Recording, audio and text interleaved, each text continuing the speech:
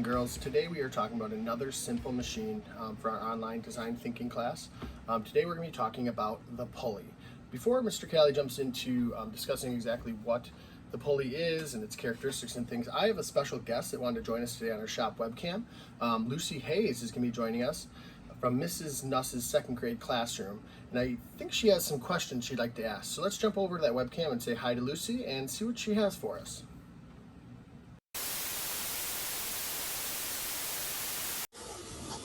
Mr. Callie, I do have some questions. Why do I need to know what a pulley is? What is a pulley? What a great question. A basic pulley is a simple machine that uses a change in direction to give you a mechanical advantage when you're trying to lift a heavy load. So if I were to have this bucket, for instance, and I'm lifting it up like this, I'm picking it up and I'm fighting gravity. Now, if I had it hooked up to this pulley I have here, I actually have a wheel and axle, and then I have a rope that I thread through there and wrapped around it. And if I pull down, I'm working with gravity, which makes it easier then for me to lift this heavy load. Now, this is just a washer, so it's a simple load to pick up, but that's exactly how it would be. So you see how I'm pulling down with gravity? So if I were to use a basic pulley, it's just one pulley, and I can pull down, giving myself a mechanical advantage because I'm working with gravity and using my strength with gravity as opposed to pulling against it. So it just changes the direction of the pull, which gives us mechanical advantage.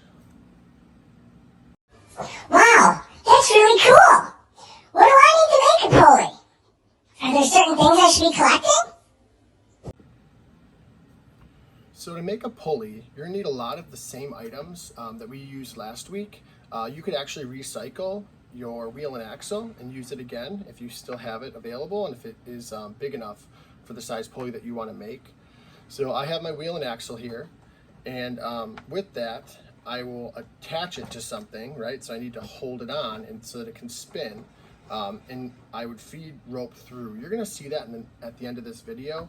I will show you how I make a pulley, and you can either make it like mine, or you can go and find your own things and make one that works for you to carry your load. So again, if you're having something big like this bucket that I have that's full of hardware and actually very heavy, this pulley I probably wouldn't recommend to use that to pick it up. Now you could try it, right? So our class is all about trial and error, and if it doesn't work out, no big deal, then you make a new pulley.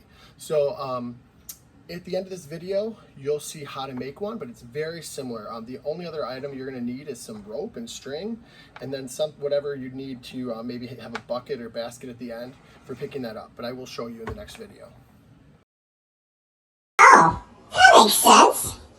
Well, guess I'm going to get started on watching your videos. Thanks, Mr. Callie. That sounds like a really good plan, Lucy.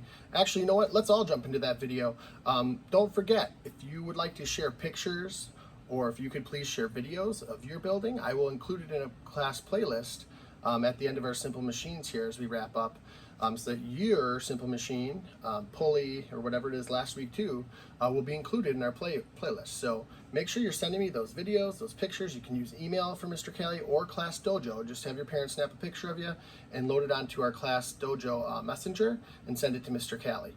I hope all is well. Let's watch that video.